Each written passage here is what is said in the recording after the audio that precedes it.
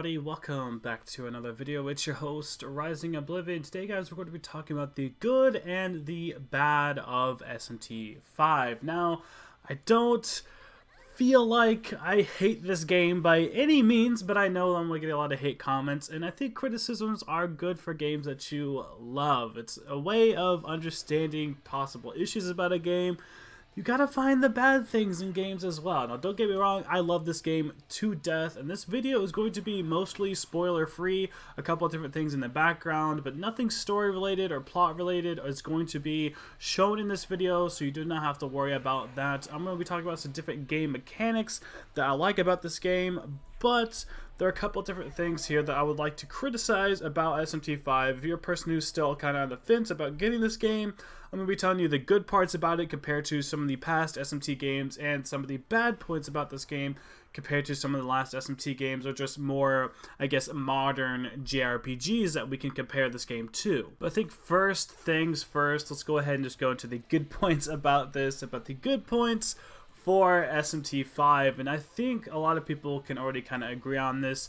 Music is good, the actual UI loadout and how to equip party members and how to be involved with the story, that's all really good. And I think a really good thing that they did for SMT5 is how easy it is to actually transfer skills, use the essence to also get skills from other demons' essences, and transfer skills over to demons that you really would like to have certain skills from other demons from. So if you didn't know, this game has the essence system. Basically, once you have a certain demon, either you can level it up enough to the point where it can give you its essence, or you can find the essences from other demons around the different, treasures and things that you can find on the map within SMT5, which this system in general is super good. It makes it a lot easier to get a hold of new skills, not only just for your demons, but also for the protagonist himself as well. You can also take, essences, skills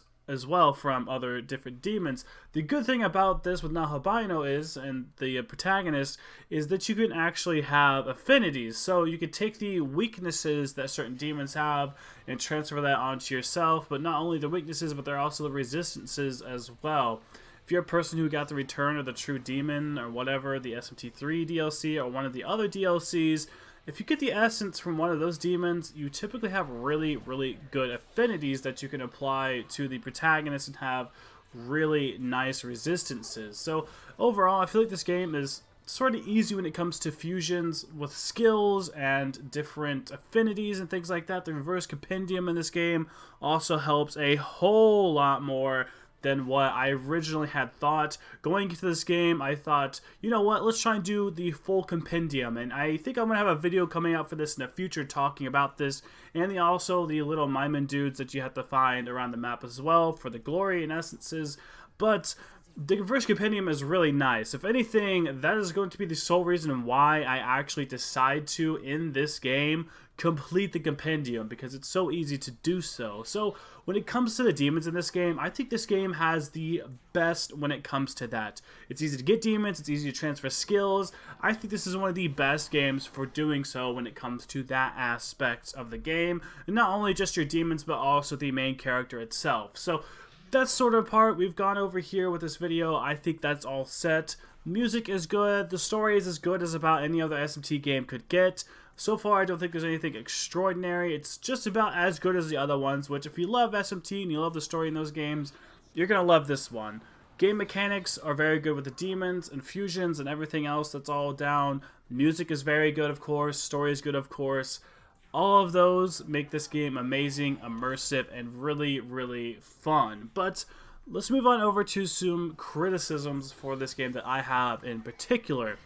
And the first things first that I'm going to talk about here, and I know a lot of people are going to maybe come at me from this, but I do feel a lot of the different places that we see in this game are very similar looking. A lot of the environments don't initially feel super different, and a small spoiler here, and I'm not going to give any context to the story or anything, there's a certain castle you end up going to later, and that's just about the only thing in this game that looks really different compared to everything else in the game, other than, let me say, other than the final area that you go into for the game. So there's about 2 areas that actually look different in comparison to the rest of the game. The rest of the game just looks like desert or destroyed buildings, whereas in games like SMT3 you had the underground sewer system, you had the place with the mannequins, you had the hellish landscapes that all look sort of different within themselves because the Kalpas all looked different. You had different places that were in the desert, but the different thing is, like, some were full-on cities while some were like built cities that still looked good. In this game it's like desert and destroyed towns and houses for the most part. That's the thing I don't kind of like about this. There is a shipment yard and the fairy forest, but they're very small areas in comparison to the full game. Unfortunately, I do feel like a lot of it kind of looks the same, and I definitely feel like it looks like they just took different assets. I've seen a couple different bridges within this game, and the bridges are the exact same asset. It's just moved to somewhere else, a different location. I've seen some of the different buildings that have like rubble and stuff like that. It's the exact same asset. They're just taking it from one place and putting it to another and changing it up roughly. I don't know. Maybe I'm sort of nitpicking there. I don't think this is a major thing that keeps you like... There's no way that I would say that this would keep me from playing the game again. I'm going to play this game again. I love it. It's great, but that's a minor criticism that I think I have found. A lot of the different buildings, a lot of different environments look pretty similar, but there's brand new demons in these environments, and they do change it up just enough to where it's not like it looks exactly like the exact same place, but there are a couple buildings that I have found in a couple different places that I found in the game. I'm like, this looks exactly, like literally exactly like another part of this game, and we're whole cities away. We're in completely different parts of where we're supposed to be, but it looks exactly the same. That's one criticism that I would probably give this game. I think something like SMT3 did it better when it came to different environments and how they looked. Going into all of the different parts of Tokyo within SMT3 felt really different. The places with the mannequins, like Asakusa, and then over to like Shibuya and Ginza, those places felt drastically different, and especially then going into the Kalpas and going into the underground with the mannequins, all of those places felt drastically different and felt like brand new areas. And you also have the hospital, different places like that felt widely different. I'm not saying that there isn't different places within SMT5 that feel quite a bit different. In fact, I would argue that there are, just like the fairy forest and some other places feel pretty different, but when it comes to this game, I think most of the places typically look the same, unless it's like a big story area or somewhere new. But for the most part, I would say a lot of the places do look fairly similar.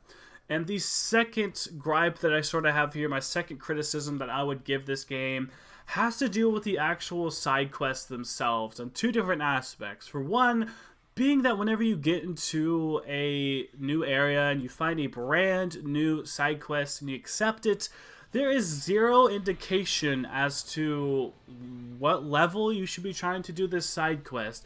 The game does do a pretty good job at the beginning at telling you certain side quests and certain fights within this game will be something that you will have to do later.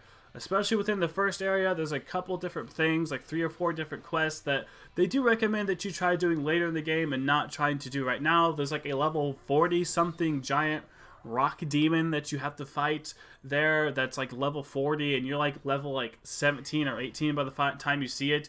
It's kind of impossible to win. I think you technically could if you try hard enough to win it.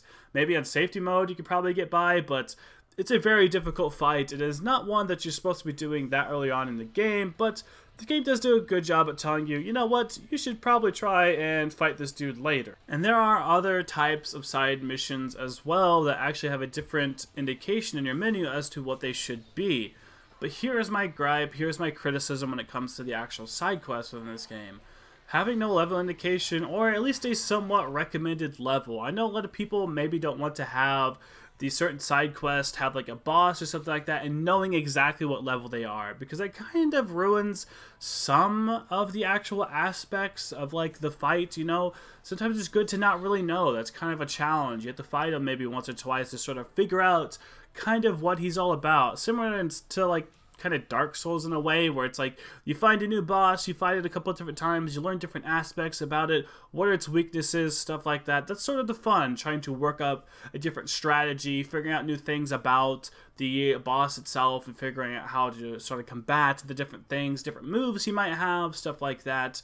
I understand that full-heartedly, but I think a recommended level, or at least a recommended level range, would be nice. At least within the 10s, you know?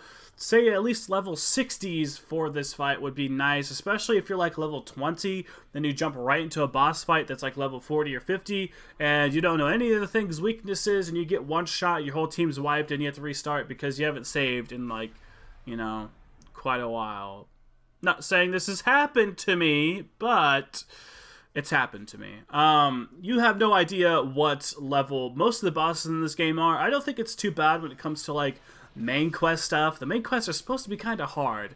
I kind of expect that going into them, and typically there's pretty good save points when it comes to the actual main quest stuff. When it comes to side quests, they're sort of randomly put around the map, so whenever you find them, you don't really know where you're going to be at. You could be in the middle of trying to do something else, and then you'll run into a side quest, and it will have no indication as to what type of level range you should be in for these types of fights. I went to a level 70 boss fight with like the giant golden dragon guy. I can't remember his name. It's level 70 and I was like level 50 because everything else within his side quest was level 50 stuff.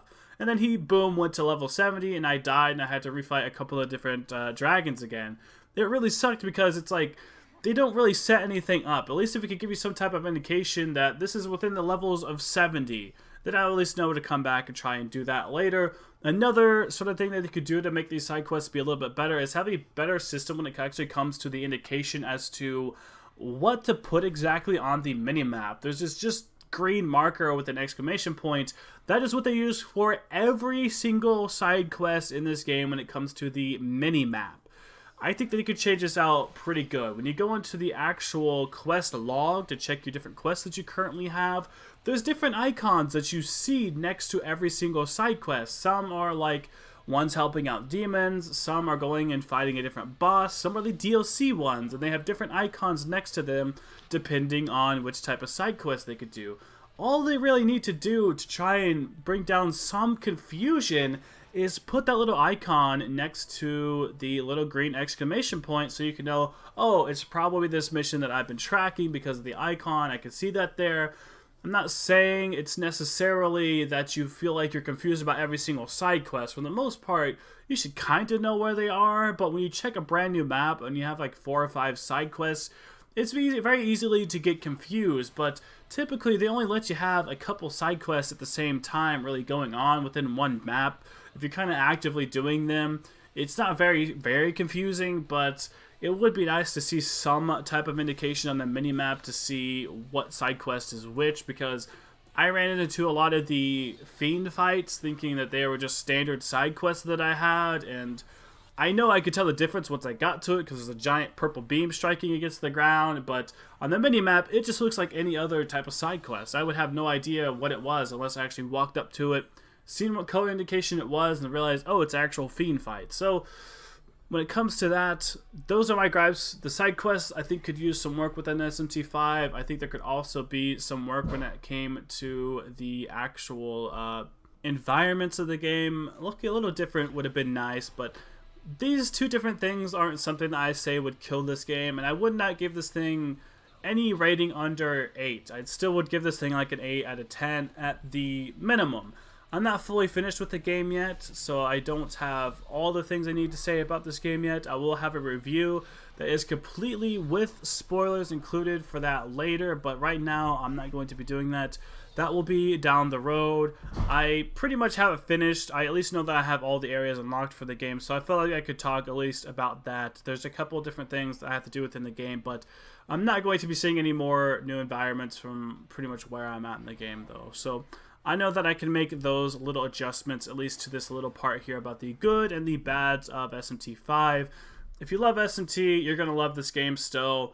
Just go into the game knowing that I think the side quest system could be a little bit better, and I think the environments could also be a teeny bit better as well when it comes to at least some variety of the surrounding parts of the environment. I'd say that those are my sort of criticisms for the game. I know I focus a little more on the criticisms because I think they're a little more important to talk about. When it comes to the good parts of this game, pretty much everything else in this game is pretty damn good. So you can experience it for yourself. If you love SMT, you like Meg 10 games, I still would recommend playing this game. Those couple of different things are something that you can kind of get past. More or less, The side quest is a time issue because you're sort of getting lost at certain times for them. And then when it comes to the environments, that's sort of just an aesthetic thing. Maybe that's just with me. Maybe I sort of have that just as an opinion. At the end of the day, these are just opinions.